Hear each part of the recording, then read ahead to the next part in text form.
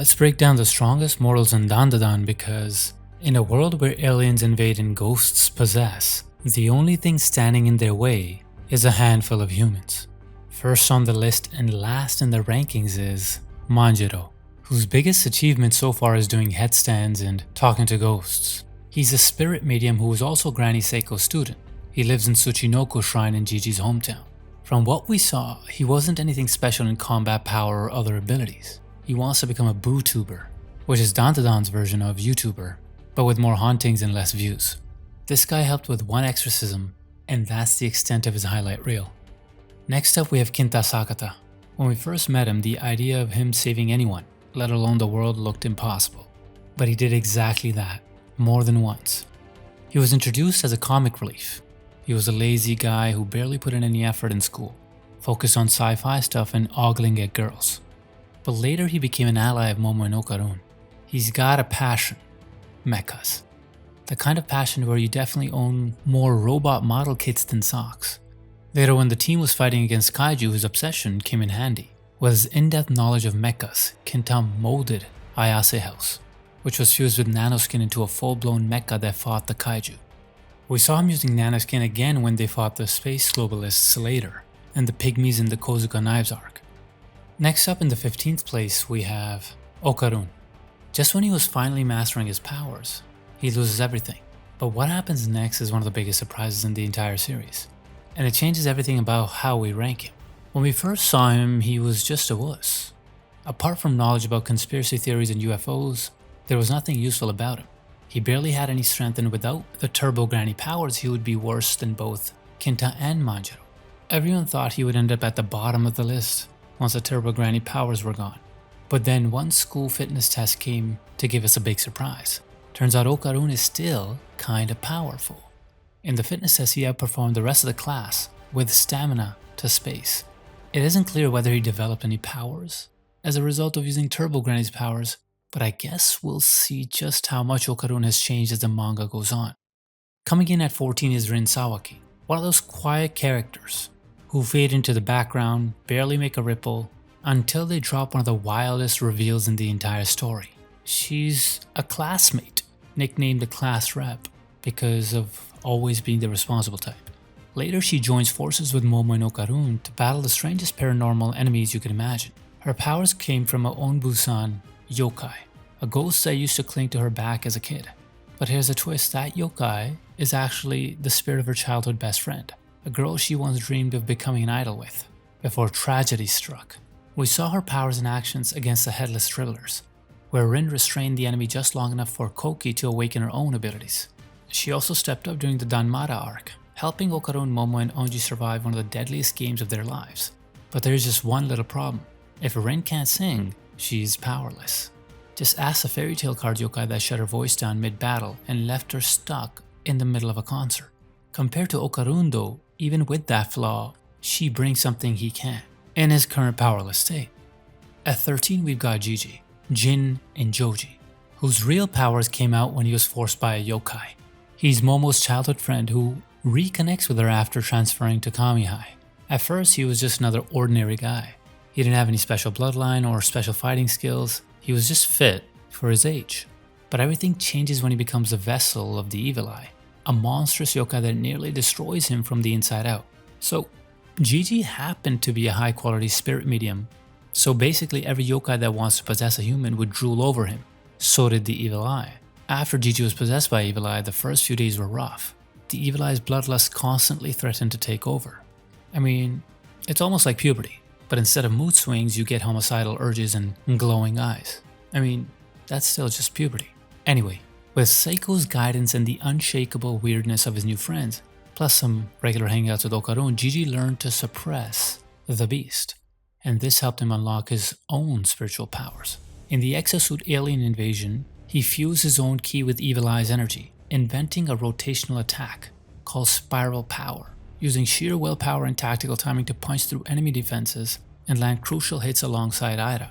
Later in the airborne battle against the Typhoon human, Gigi pulled off the impossible, firing his evil gun mid-air while standing on the back of a colossal death worm. At first his blast lacked power, but thinking on his feet, he teamed up with Unji's summoned umbrella to amplify the shot, turning a losing battle into a comeback.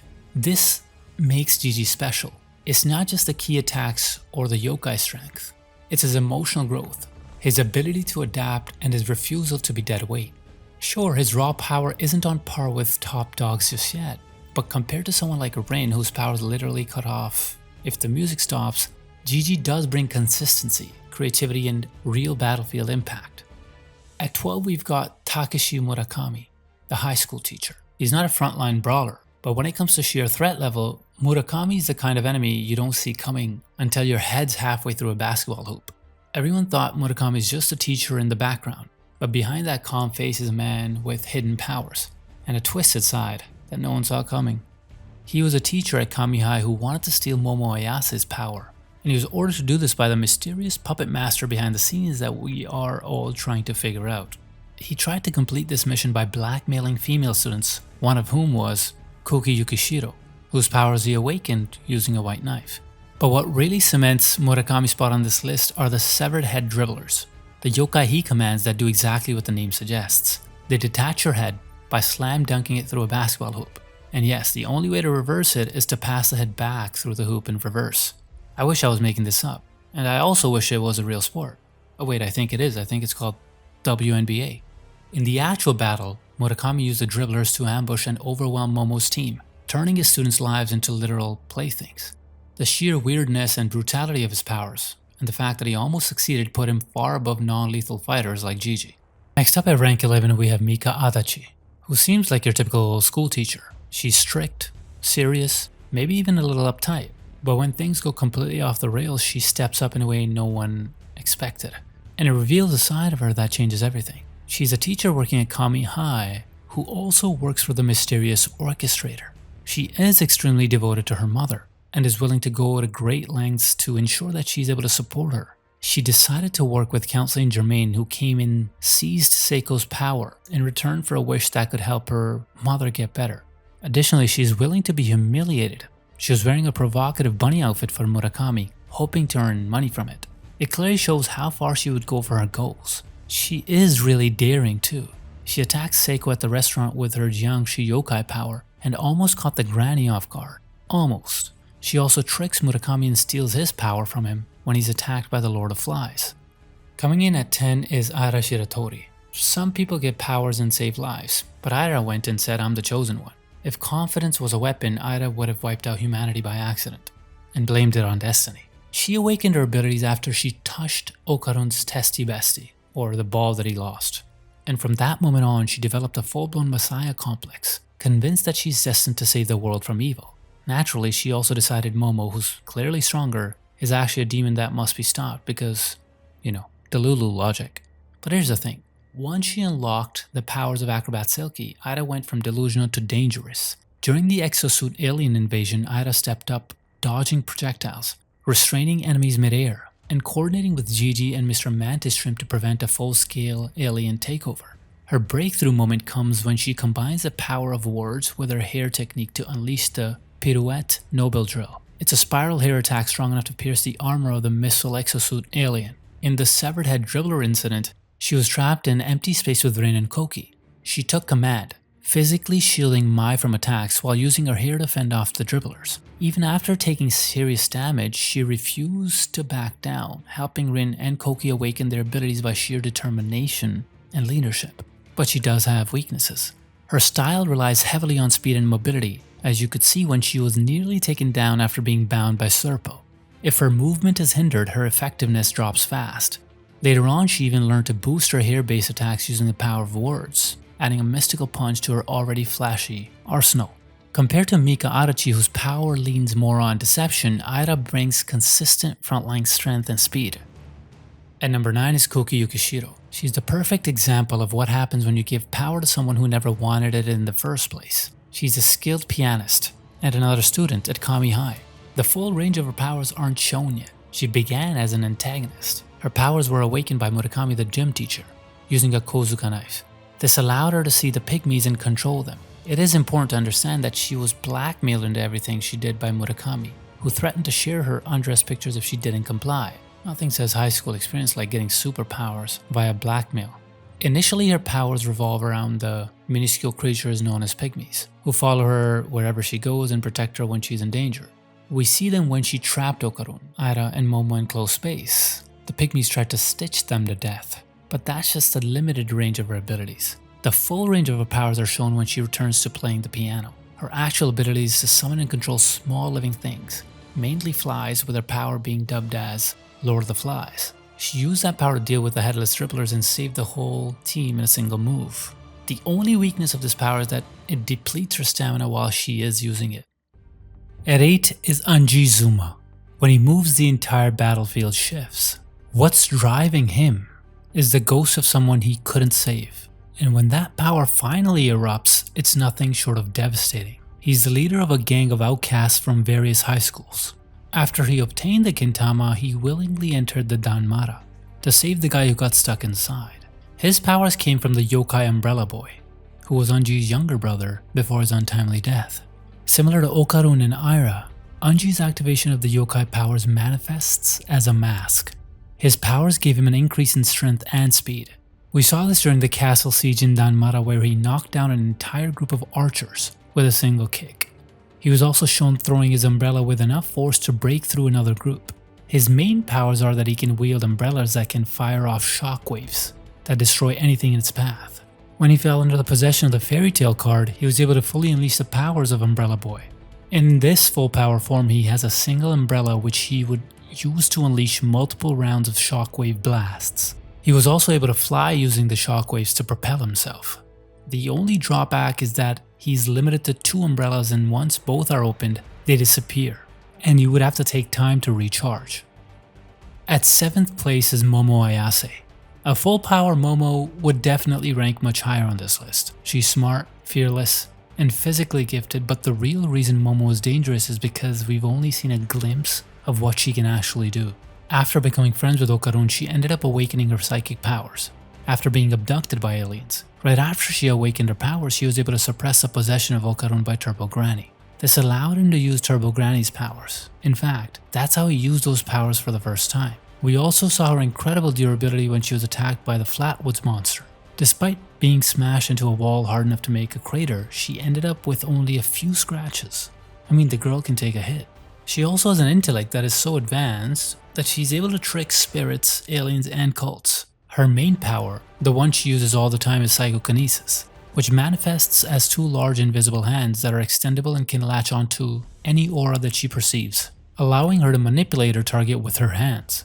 Using this power, she basically fought every major battle in the series. The Serpoians, Turbo Granny, Acrobatic Silky, Tsuchinoko, Evil Eye, The Core, Fairy Tale Card, Pygmies, and Koki. She even created a joint attack together with Jiji to send her enemies blasting down to fight the space globalists. The interesting part is that she wasn't able to use her full power, which she temporarily awakened in the beginning of the manga, while fighting Serpoians.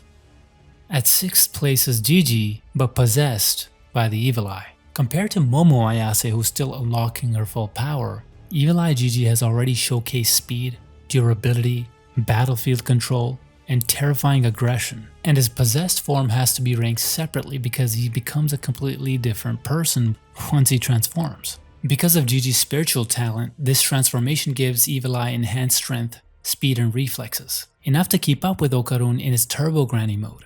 When Turbo Granny analyzed Evil Eye's rhythm, she figured out that before Okaroon could jump and land on the ground once, Evil Eye could do 4 different actions. In this form, Jiji has insanely high endurance and recovery. Even after repeatedly taking a beating from Okaroon and Tsuchinoko, he recovered without much damage. He even took multiple hits from Seiko's bat, which is powerful enough to put most yokai to sleep. He can also create a cursed house dome, a barrier that he uses for defense and sometimes to trap other enemies. He even traps Seiko and Okaroon for a short while. Then there is the Grudge Ball, which is basically compressed grudges he shoots at his enemies. It bounces off solid surfaces and locks on the target, like a homing missile. We see this in action a lot when he was fighting against Tsuchinoko. And he can also shatter a Grudge Ball to turn it into multiple smaller Grudge Balls, targeting multiple opponents at the same time.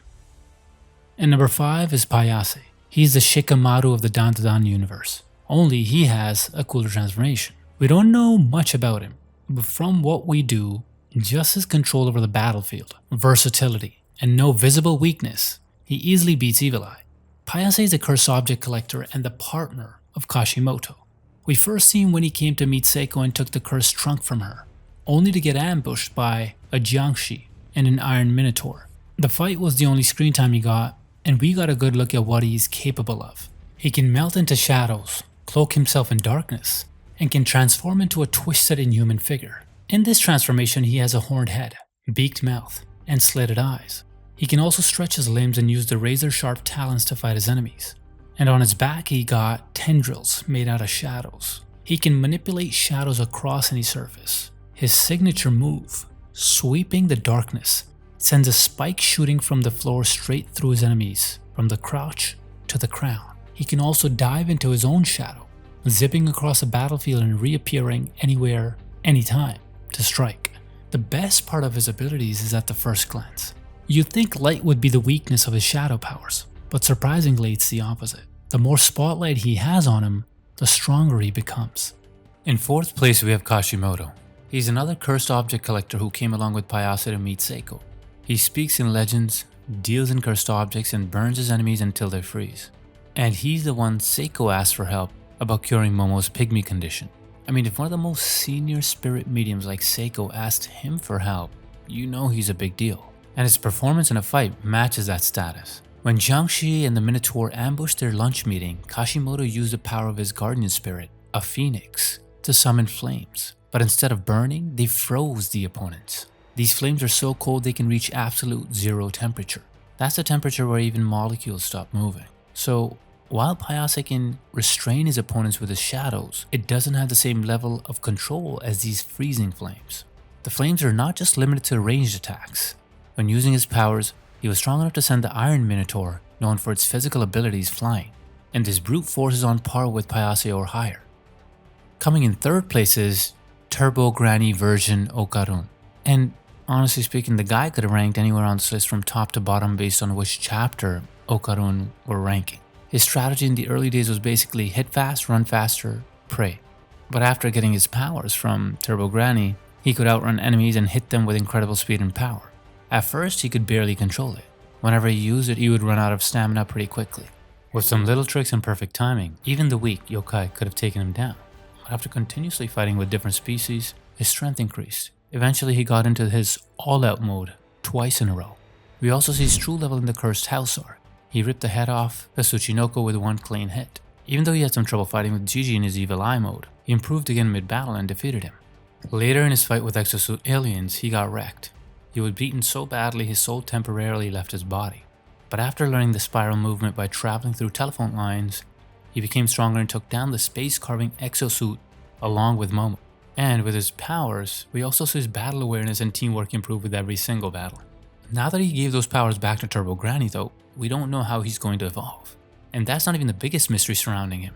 The question is, since Turbo Granny technically took his D, is Okaroon still a virgin? At rank 2 is Seiko Ayase, Momo's grandmother, and also the strongest known human of Dandadan. But because of one person, she just ends up in second place. She's also known as Santa Todoria in the spirit world, a legendary spirit medium with decades of experience. Even Turbo Granny, who looks down on every living creature in yokai, respects Seiko and obeys her words. She's by far the most knowledgeable person about yokai and curses in the series. And at the end of almost every major battle, she was the one who turned the tables. Like how when she came and beat the crap out of Evil Eye when Okaroon, Momo, and Turbo Granny were struggling against it. She beat Evil Eye with her baseball bat like she was playing around with him. Okaroon had to go full throttle to put up a fight, and only once did he barely have an edge over the Evil Eye. And to go with that physical power, she got insane speed and reflexes. She was able to keep up with Evil Eye's movements without any problem. When she was ambushed by Jiangshi, we also see her hand-to-hand combat. And that's just the start. She can conjure mystic barriers, use divination, and wield the power of words. The terrifying ability to alter reality by simply saying something. It's safe to say not just Okaroon in Turbo Granny mode, even Turbo Granny in her prime can't do much against Seiko. But even with all that strength, one person beat her to the first place. Count Saint Germaine. By far the most terrifying and mysterious guy in Dandadan, and we don't even know if he's human. He could be a time traveler, or the ghost of an aristocratic fashion designer with a kill count. So you might be wondering why he's on this list of humans. Simple. Like many yokai and aliens in Dandadan that are part of our history as urban legends, Count Saint Germaine is also part of our history. He's based on a European adventurer with the same name. So until his story makes it clear and says otherwise, we're gonna call him a human. And it's obvious why he takes the first place. While Seiko can take on most of the yokai in the series, Germaine can defeat them, steal their powers using Kozuka knives and store them in his kogai. He can use those abilities by inserting the kogai in his katana and even share those powers to others. Of course, the only drawback to that ability is that the opponents have to admit defeat willingly. And if those stolen yokai powers are not enough, Germaine is also an expert swordsman. We see his skill in this fight with the fairy tale card yokai. He dodged all the attacks like he had eyes on the back of his head and destroyed the fairy tale card. We still don't know if he can use multiple yokai powers at the same time. But the truth is, Counseling Germaine is only one of the real life based legends. Here are all the 8 creepy urban legends Dandadan characters are based on.